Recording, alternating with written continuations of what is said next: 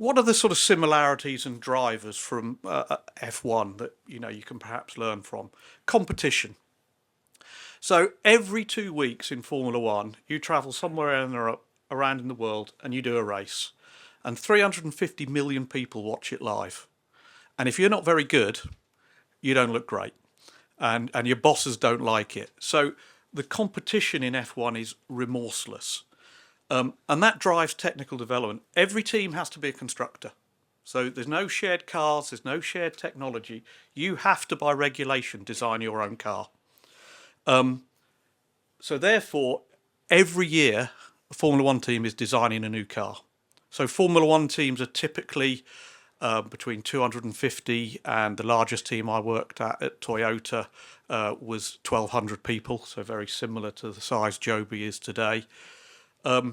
You're running a new car every year, and you're running that around the track every 2 weeks. In Formula One, 20 years ago, we used to test in between every race. So every week you're running a car around a track and testing. So you're generating huge amounts of data, huge amounts of test data and load data. So you know your load cases very, very well, and that's very important. So you're constantly evolving. There's a new car. Most teams have new bits from the wind tunnel every race.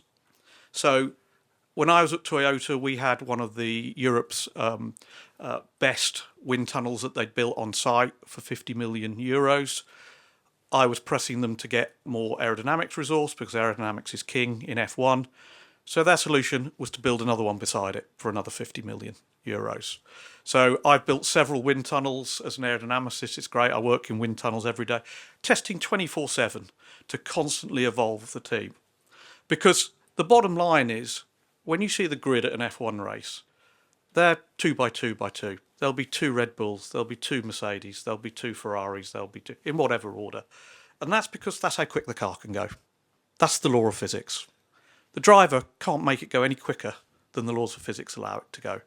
You win races in the wind tunnel, you win it in design.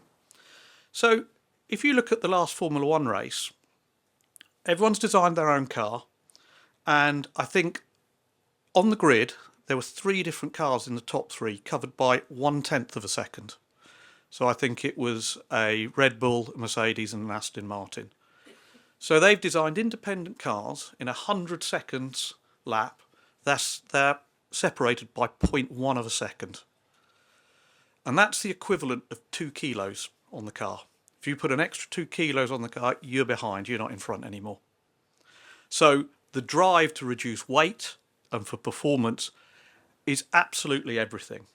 So competition drives everything in Formula One.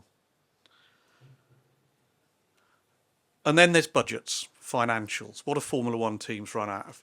Well, when I was at Toyota, our budget to do Formula One, our technical budget was $500 million a year, every year, to race 2 cars. Small teams will run off 50 million sterling, big teams running off 200, 250, 300 more.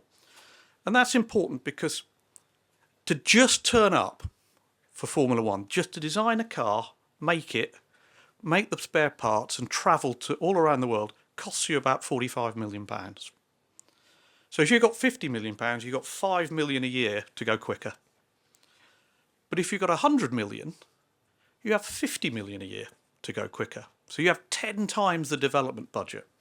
So it's not a level playing field. It's not. And in Formula One, you ask, if a team owner comes to me, it's how fast can you afford to go? Because if you tell me the budget, I'll tell you where you'd be on the grid. Simple as that. Obviously, I was a bit better than that. I moved them up the grid, but safety. And one of the advantages Formula One has is they don't have to go through certification. They don't have all that problems and those hoops to jump through. But they do have to certify their car every year. So they do a whole range of prescriptive tests to ensure the cars are safe.